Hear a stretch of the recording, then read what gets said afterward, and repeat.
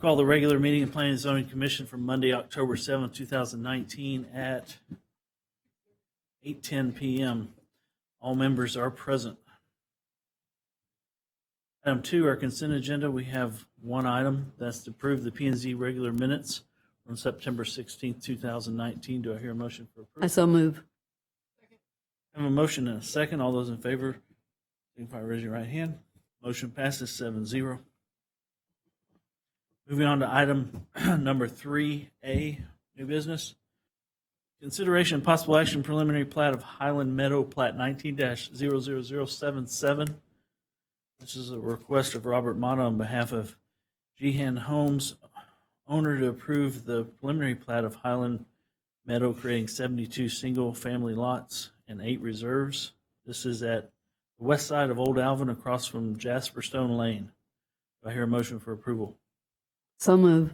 Second. I have a motion and a second. Staff report. Yes, sir. This item is the preliminary plat of Highland Meadows. It's intended to create 72 single-family lots and 8 reserves on 23.83 acres of land.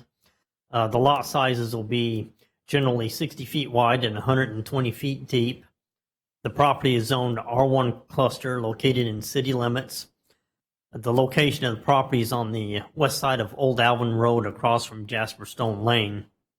As a quick recap, on February 18, 2019, the Planning and Zoning Commission approved the Old Alvin Bartlett 24 cluster plan with the following conditions: that stub out streets be added to allow connections to the north and south to connect to any future development adjacent to the property, and that the quantity and descriptive of amenities be listed on the with the preliminary plat application that had been shown on the plan that was with the cluster plan, and also that the future proposed detention basin be a dry bottom detention basin, and that was the main part of our basis for reviewing this preliminary plat.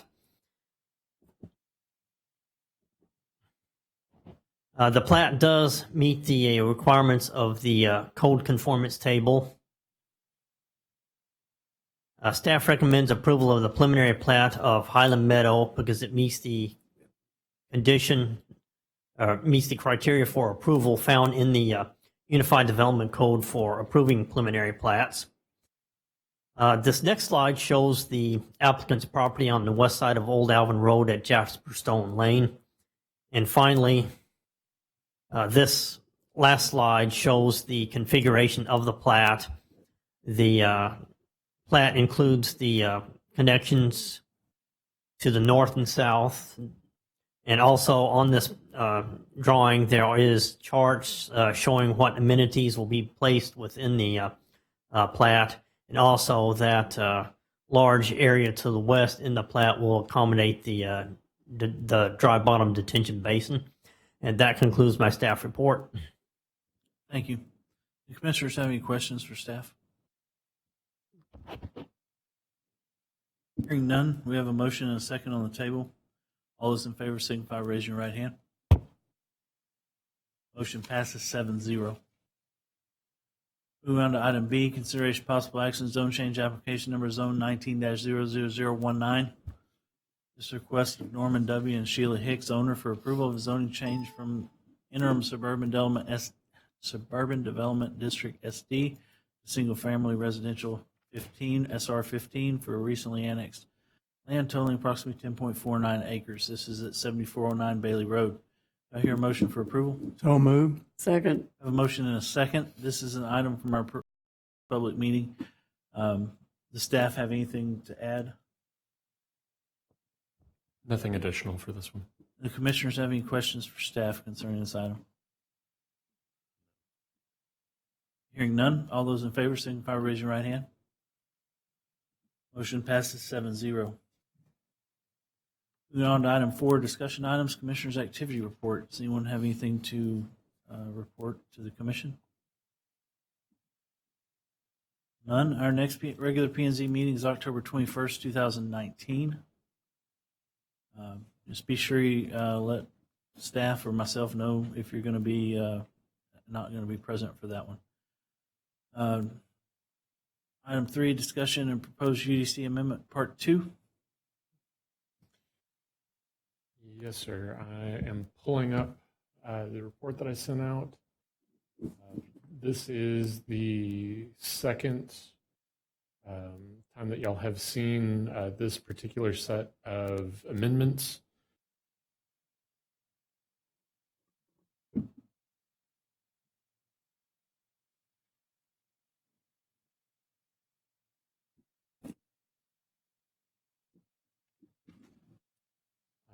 Largely, this was to discuss removing the outdoor activities references, which are within the specific zoning districts within Chapter 2, removing the landscape plan requirements for amending preliminary and final plat process, redefining master plat to master plan, and having that approval be with the administrative official, and then creating the allowance for final plat to come forward at some percentage of completion for infrastructure improvements.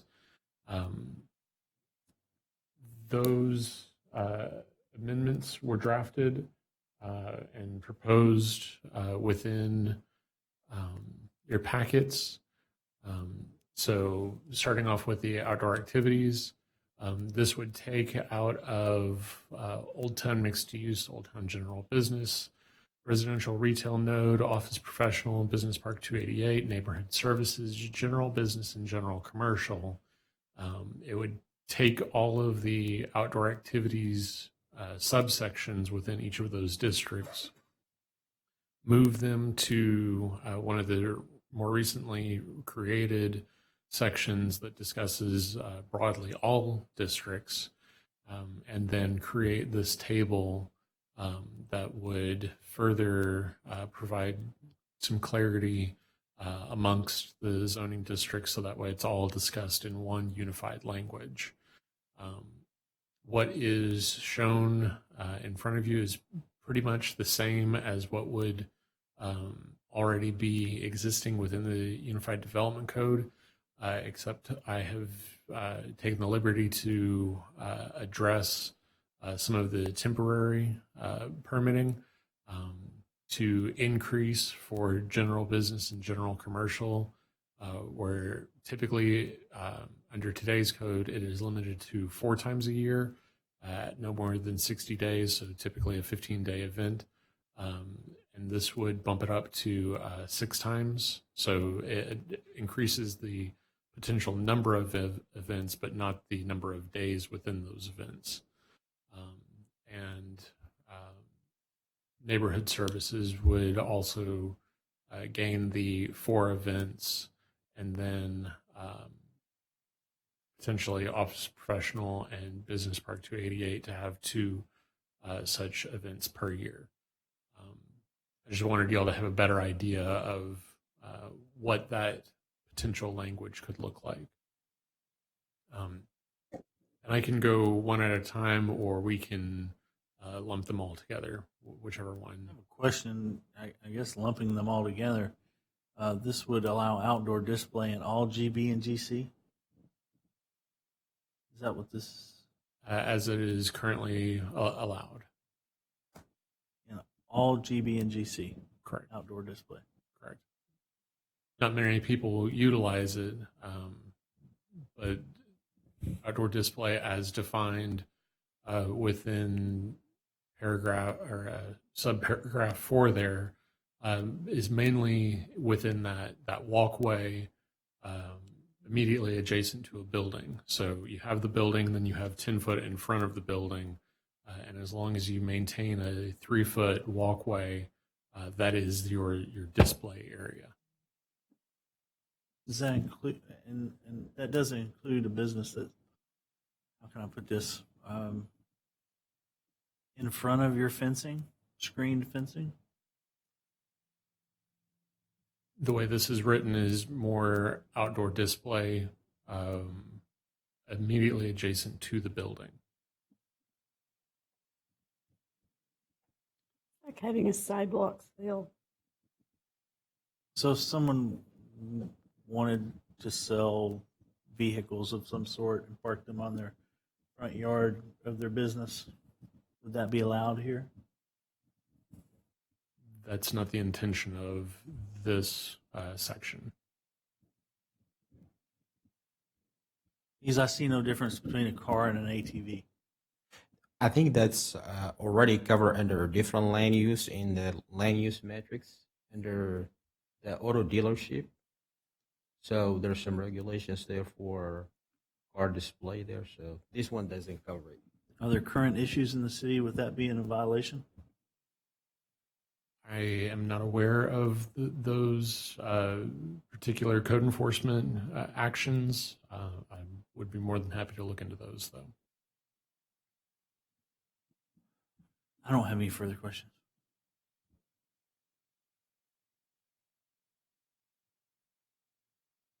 Again, I want to thank you for your work because I know you're doing an awful lot of work to make this easier to read and to manage the data.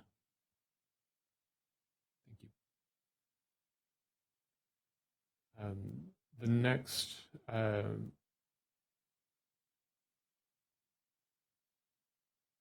The next sections deal with I included all of Chapter 3 just because it was easier than subdividing out the particular sections. But this is basically verbatim for what was shown previously, where we are taking the approval and renaming the master plat process into a master plan, so that way it doesn't have to come to the Planning and Zoning Commission and it can be approved by the zoning administrator, community development director. So that way it's a little faster process, and the developer can maintain a similar look and feel between their design plan and the master plan.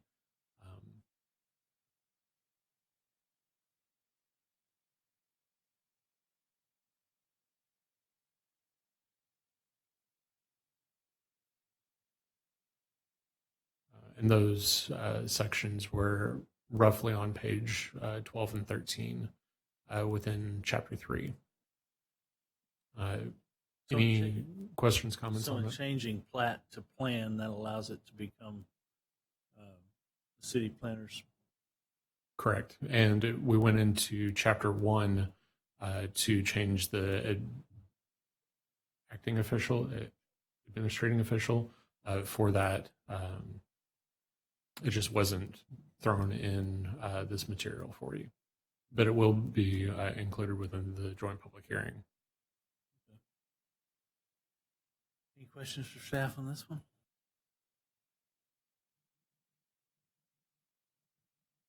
Thank you.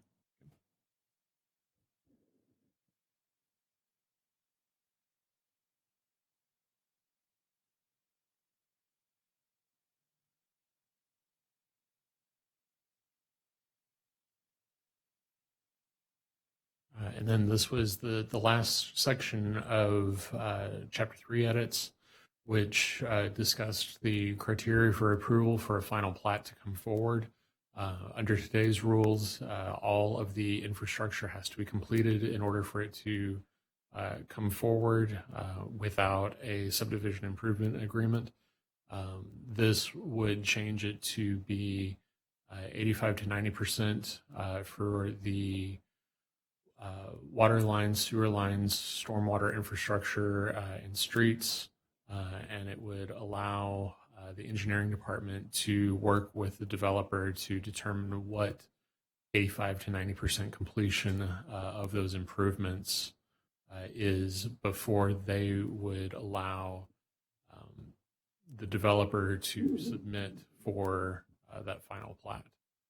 Potentially, as the development community has told us, that would speed up their process by a few weeks.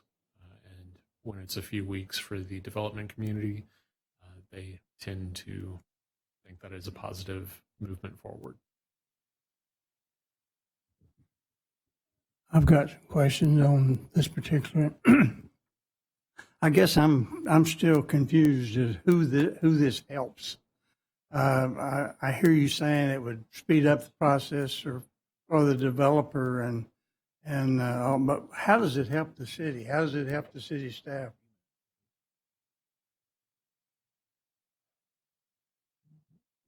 As mentioned, this came out of our ad hoc committee for edits to the Unified Development Code. One of the things that was discussed was the timing, and that the development community winds up with improvements on the ground, and then they have a wait time before they can submit for even to submit for their final plat approval. Whether that is a 2-week lead time or a 6-week lead time, it's really up to the developer to be on top of their timelines and their submittal criteria.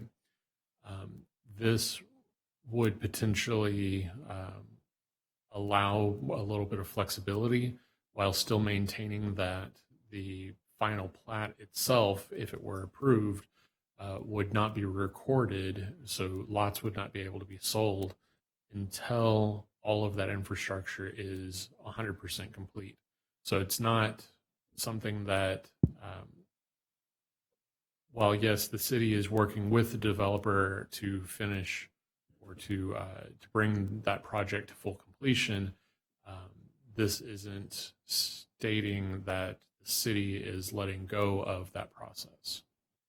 Well, but my question is, how does it help the city staff? How does this whole process, I mean, the way I see it, and I guess it's a difference of opinion, but we're trying to help the developer by cutting them some slack on some things. It's kind of like buying a house, and before you go through the punch list, agree that you're going to buy it. And I just see a lot of liability on the city's part if you get into something that's partially approved, and you're having to make sure that all the bases are covered. I have a real problem with this, and I know where the thing, y'all explained where it all came from originally, but I'm not sure that a lot of enough thought has been put into it, because to me, we shouldn't be trying to help the developer speed up the process. We should be trying to make sure that the city is operating in a way that ensures good planning. And if that all happens and we get good planning, then that's great. But if it's just for the benefit of the developer or the people putting together the plats, I think that's wrong. I'd have to vote against the whole change if that's left in there that way, and maybe that's fine with everybody else, but that's the way I look at it. I don't see why we should be trying to make things easier on the developer. We're probably the fastest growing city in the Houston area, and we're not going to slow them. We're not going to slow the development down just because we are speeded up just because we make these changes like this. I don't understand it, and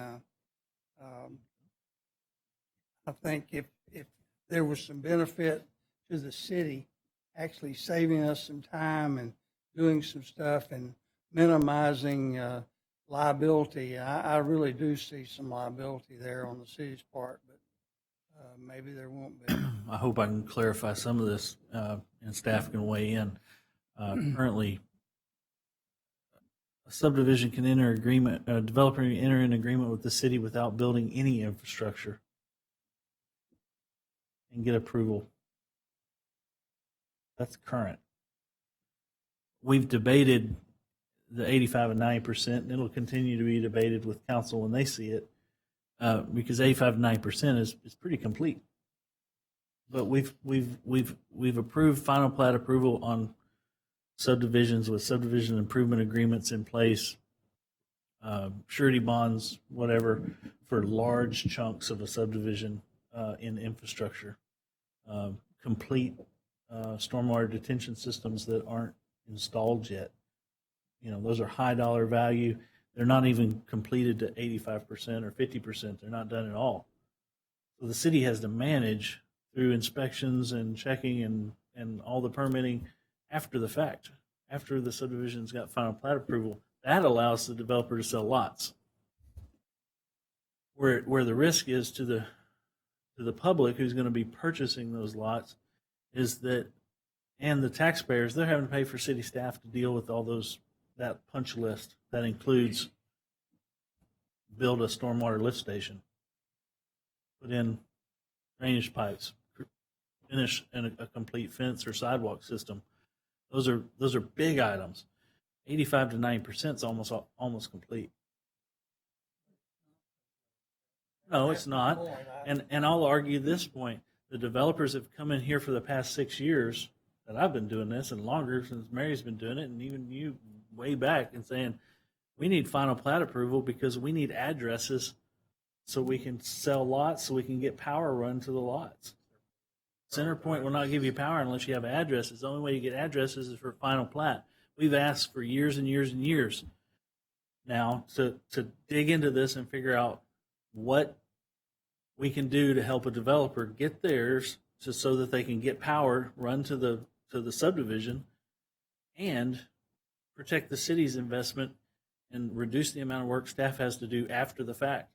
I love going out and looking at one that's completed, but it never happens. It never happens. They never complete them perfectly.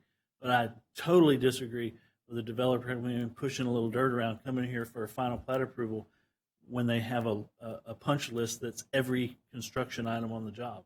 And then the city has to manage that list. That's ridiculous. That's not common sense. Common sense is, hey guys, we're practically done. We've got to do this, we've got to do this, we've got to do this, and we're done. And that percentage, that's up for debate. But we got to do something to help the developers get what they need from CenterPoint, because CenterPoint's not given. They want the plat before they'll give the power. If not, the developer has to take on additional costs to put temporary power out there to do work.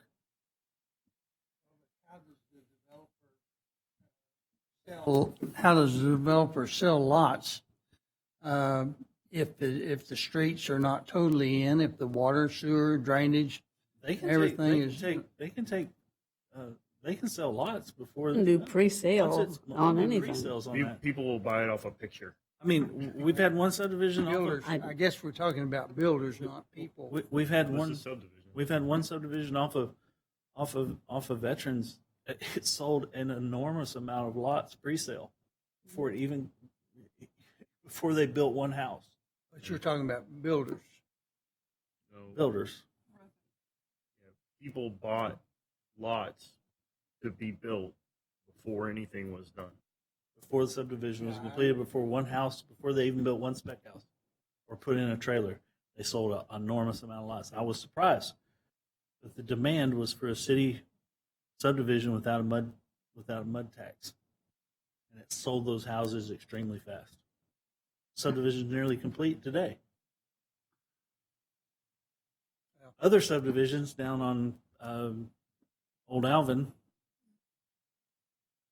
I don't go everywhere in the city, but I got a final plat agenda, and I drove down there, and they were pushing dirt around. I'm like, how do we do this? So that's what drove this right here, is that they can still come in and do it. I think is it still within a developer's right to buy a surety bond and enter into a subdivision improvement agreement for major improvements? It wouldn't necessarily be a surety bond. There are a few different options that they could provide. The first one listed in the subdivision improvement agreement section for the Unified Development Code is a irrevocable letter of credit. So if for some reason the developer walked, the city still gets that money to build that public infrastructure since it has already approved the final plat. In large part, the subdivision bonds that are provided, the surety bonds, they have similar language. The bonds that are originally offered do not have that kind of language, but at some point, the sureties who have learned with the city's system know that it has to serve the same way an irrevocable letter of credit would be. So they don't have all the claims and defenses most surety bonds would have at that section. So that's where the comfort level is with the subdivision improvement agreement, because there's not an out. Right. If the developer walks for any reason, the city can still build that public infrastructure.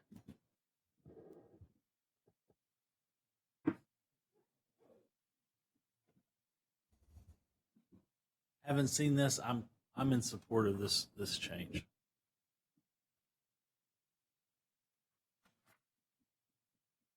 Any other questions on this item? We'll move to the next.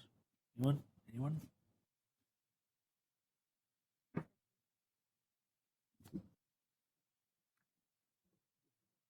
All right. And the last item that was on that punch list from the ad hoc committee was about the landscape plan requirements. Come to find out, that is actually from one of our internal processes, so that does not require an ordinance change in order to complete that removal. So, Okay.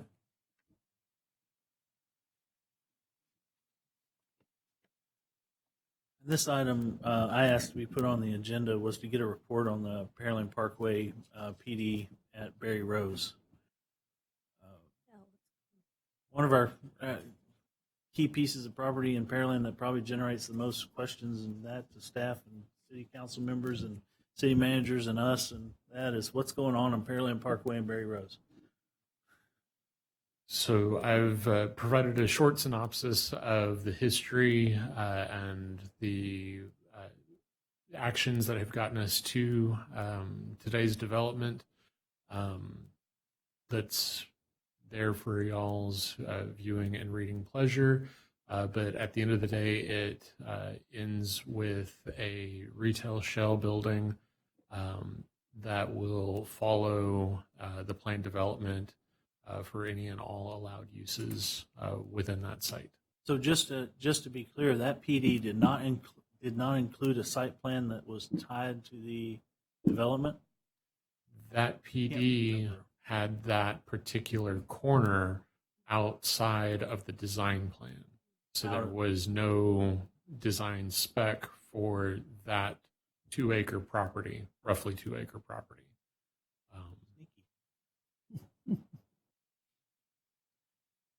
Because it was proposed to be a gas station with the original. I think the gas station is the next lot over. Okay, well, thank you for putting that together, because that gives us something to point people toward. The online permit just said shell building, and that's kind of, a lot of people, to be honest, a lot of people said shell. We don't need a shell station. So this is good. It'll give somebody something to look at and at least have some explanation to it. And I appreciate you putting that together. And the last item, discussion of expansion to Old Town Site.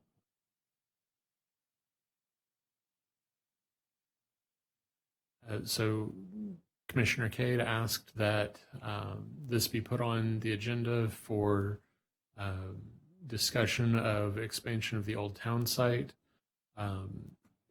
We have, as staff have talked it over,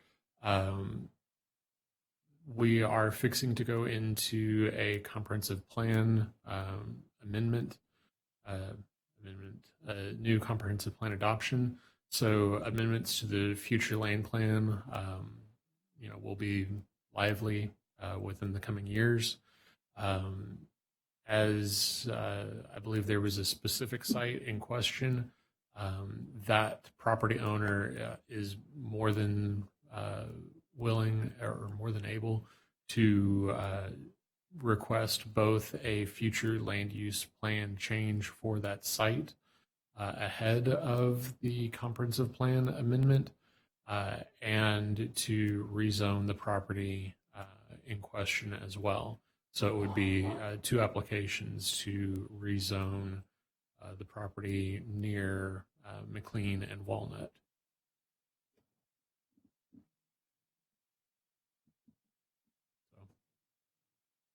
And this was asked to be brought up for discussion.